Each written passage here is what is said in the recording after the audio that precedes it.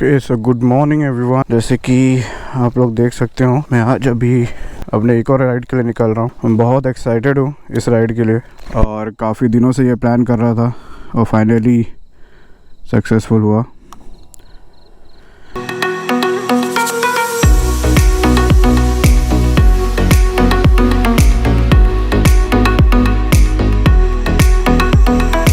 तो पहले अपनी बाइक स्टार्ट कर लेते हैं।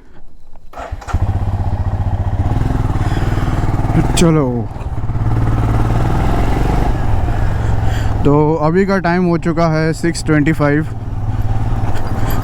प्लान था कि मैं 6 बजे के करीब निकलूं, लेकिन कोई नहीं, कुछ फ़र्क नहीं पड़ता है, आराम से पहुंच ही जाएंगे। तो लगेज जो मैं अपने साथ कैरी कर रहा हूं, 1 मिनट रोड क्रॉस कर लेते हैं।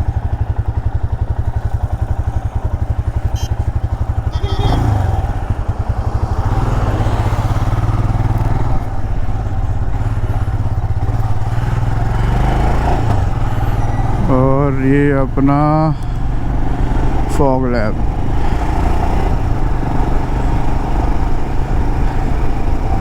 तो लगेज जो मैं अपने साथ आज कैरी कर रहा हूँ वो है 2 पैनियर्स और एक टैंक बैग, और इसी में अपना पूरा लगेज आ चुका है।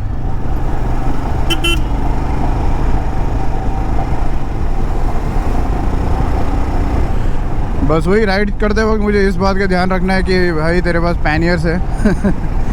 तो मैं ऐसे ही बिना देखे ओवरटेक नहीं कर सकता। और बस अभी मौसम एकदम बढ़िया है, जैसा कि मैं हमेशा कहता हूँ, और थोड़ी थोड़ी हवा भी चल रही है। वैसे भी ये कुछ देर तक ही रहने वाला है, जैसे 8-9 बजेंगे फिर से वही गर्मी। और हाँ, तो मैं कहाँ जाने वाला हूँ? तो मैं आज जाने वाला हूँ बैंगलोर। तो काफ़ी महीनों बाद मैं अपने बैंगलोर को राइड कर रहा हूँ। ऑलमोस्ट लाइक 7 से 8 महीने हो चुके थे। आपने मेरा पहला वाला राइड देखा ही होगा, जब हिमालयन को मैं पहली बार बैंगलोर लेके गया था। और हिमालयन तब कुछ नहीं थी, मतलब ये नकल गार्ड एक्सेसरीज वगैरह कुछ नहीं थे। तो अभी अपनी हिमालयन अपग्रेड हो चुकी है और फिर से बैंगलोर जा रही है। बैंगलोर के बाद मेरा नेक्स्ट डेस्टिनेशन हो तो मैं आपको आगे वो ज़रूर बताऊंगा, इस वीडियो में नहीं, आगे आपको पता चलेगा कि मैं एग्जैक्टली कहाँ जा रहा हूँ।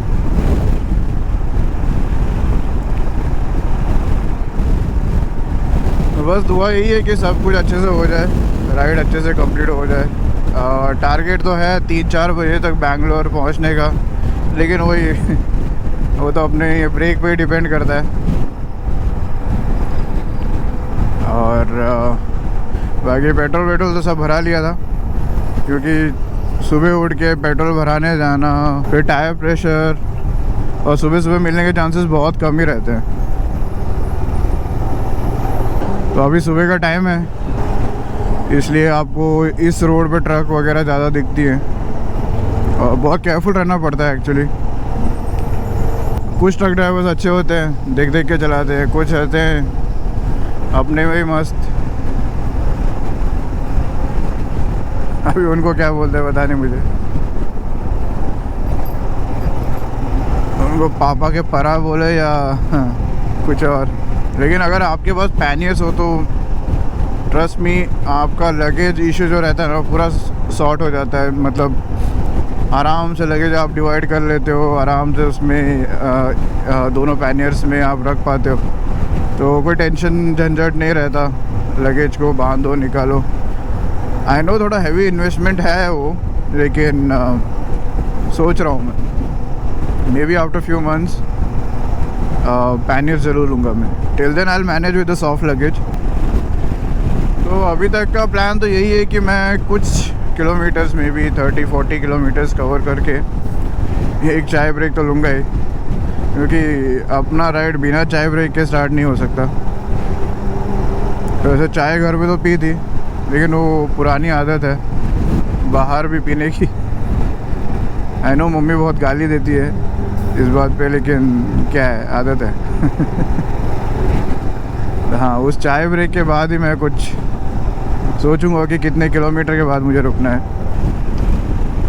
तो बेस्ट पार्ट है कि अभी बारिश का सीज़न तो नहीं है, लेकिन वो भी कहना गलत है एक्चुअली, हर जगह बारिश तो हो ही रही है। तो मेरा ये कहना कि बारिश का सीज़न नहीं है वो गलत है, लेकिन हाँ वैसे बारिश के चांसेस बहुत ही कम है। तो इस वजह से शायद मैं बैंगलोर जल्दी पहुंच जाऊं, क्योंकि जब आप सोलो राइड करते हो तो ऑब्वियसली आप छोटे ब्रेक लेते हो, तो इस वजह से आप जल्दी डिस्टेंस कवर कर पाते हो। तो अभी आगे का व्यू एकदम मस्त दिख रहा है। अभी थोड़ी सुबह हो चुकी है, अभी भी बहुत टाइम है। बस मैं अभी अपना राइड थोड़ा कंटिन्यू करता हूँ और एक चाय ब्रेक लेता हूँ, और उसके बाद आप लोगों को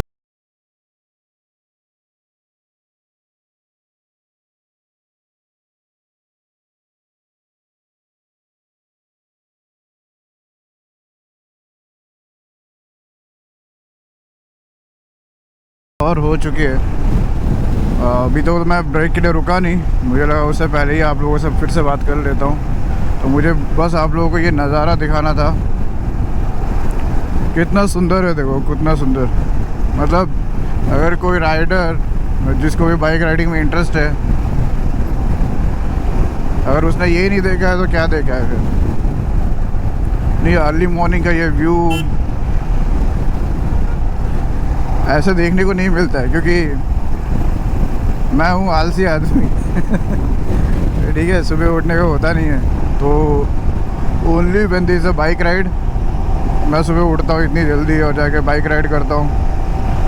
लेकिन हाँ, अभी आप मेरे को बोलो कि चल कोई काम है कल सुबह उठ के जाना है, मैं शायद मना कर दूँगा। लेकिन जब बाइक राइड की बात आती है तो एक तो नींद आती नहीं, और ऊपर से जल्दी भी उठ जाते हैं फिर जब लंबी राइड रहती है तब लगते हैं।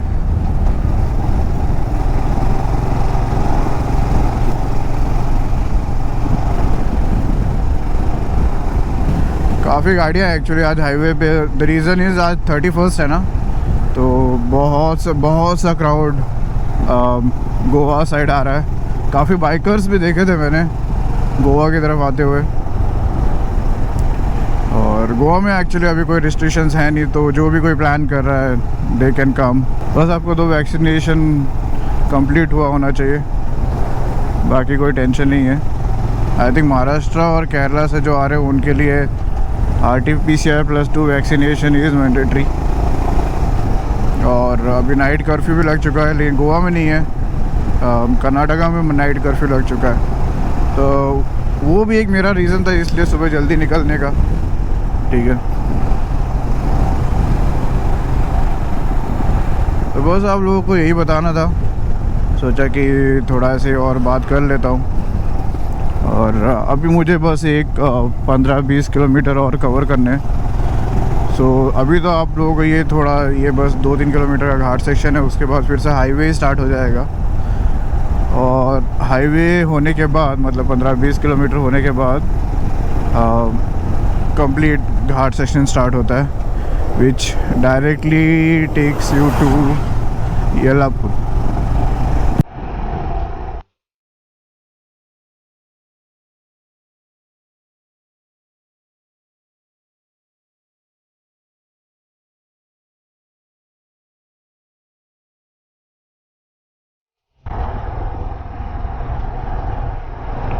तो डाइवर्शन जो मैं बता रहा था जहाँ पे हाईवे एंड होता है, वो ये डाइवर्शन है। गूगल मैप में डालोगे तो ऑब्वियसली वो आपको यही रूट दिखाएगा बैंगलोर जाने के लिए। और तो यहाँ से आगे आपको पूरा घाट सेक्शन मिलेगा, ख़राब रोड, बर्बाद रोड मतलब आप एक्चुअली अगर आपके पास हिमालयन है ना तो आप टेस्ट कर सकते हो कि हिमालयन अलग अलग पैचेस पे कैसे परफॉर्म करती है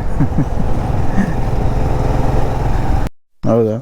ಡಬ ಅವಧಿಕ್ಕಿಂತ ಹಾಂ ಹಾಂ ಹಾಂ ದೊಡ್ಡ ಅವಧಿಕ್ಕಿಂತ ಇದೆ ಎನ್ಫೀಲ್ಡ್ ಒಳಗೆ ಈ ಥರದ್ದು ಜಾಸ್ತಿ. ಮೊನ್ನೆನೋ ಒಬ್ರು ಬಂದಿದ್ದು ನಿಮ್ಮ ಕಾರ್ಬಾರ್ ಒಬ್ರು ನಿಮ್ಮ ತನ್ನ ಇಂಜಿನಿಯರ್ ಒಬ್ರು. ಹೌದಾ?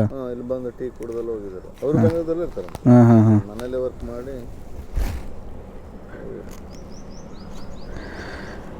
ಹಾಯ್ ಸರ್ ಕೊಡ್ತೀನಿ ಬನ್ನಿ, ನಮಸ್ತೆ. ಹಾಂ ಥ್ಯಾಂಕ್ ಯು ಸರ್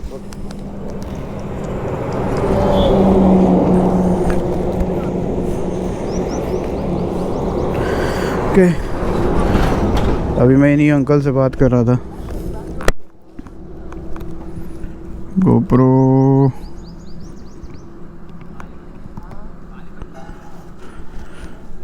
चलो तो काफ़ी देर मैंने अभी बात किया इन अंकल से और सब ठीक है। चलो अभी अपना जर्नी कंटिन्यू करते हैं। और ये देखो सनराइज़ हो चुका है, क्या ज़बरदस्त दिख रहा है। मतलब कैमरा जस्टिस नहीं कर सकता ये व्यू के साथ। मेन चीज़ ये होती है कि जो आप अपनी आंखों से देख सकते हो ना, वो इन कैमरा के थ्रू नहीं दे सकते उतना। ये कैमरा कभी जस्टिस नहीं कर पाता इस व्यू के लिए। बस मैं अभी उसी अंकल से बात कर रहा था जिन्होंने अभी आपने कैमरा में देखा होगा। मैं उन्हीं अंकल से बात कर रहा था, उन्हीं के वहाँ पे चाय पीने रुका था। तो अंकल ने मेरा चैनल सब्सक्राइब भी किया और अंकल वही बाइक के बारे में पूछ रहे थे। तो जहाँ भी मैं बाइक रोकता हूँ तो लोगों का पहला सवाल ये होता है कि बाइक कितने की है, और फिर पैनियर्स देखते तो ऑब्वियसली और सवाल आते हैं कि ये सारे पैनियर्स बाइक के साथ ही आते हैं क्या। तो हाँ, लोगों को बताना पड़ता है कि नहीं, ये अलग से लेना पड़ता है वगैरह वगैरह। अरे एक चीज़ तो भूल ही गया मैं,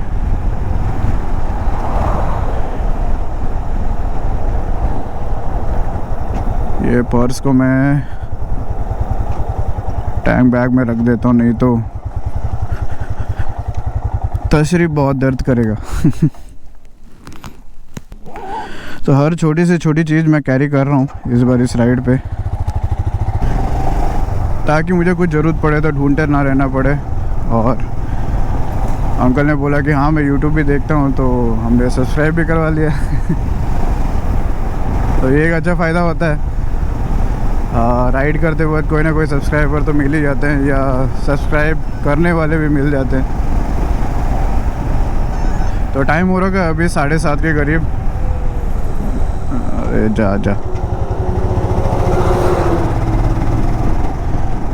हाँ, तो मैं कह रहा था कि टाइम हो चुका है अभी 7:30 के करीब। तो यहाँ से अभी मेरा पहला डेस्टिनेशन है यल्लापुर।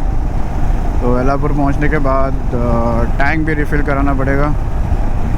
रीज़न ये है कि पेट्रोल तो रहता है, लेकिन यल्लापुर के बाद जो जंगल वाला रूट है which connects you to the highway, उस रूट पे पेट्रोल बंक मिलने के चांसेस बहुत कम रहते हैं। तो हिमालयन के साथ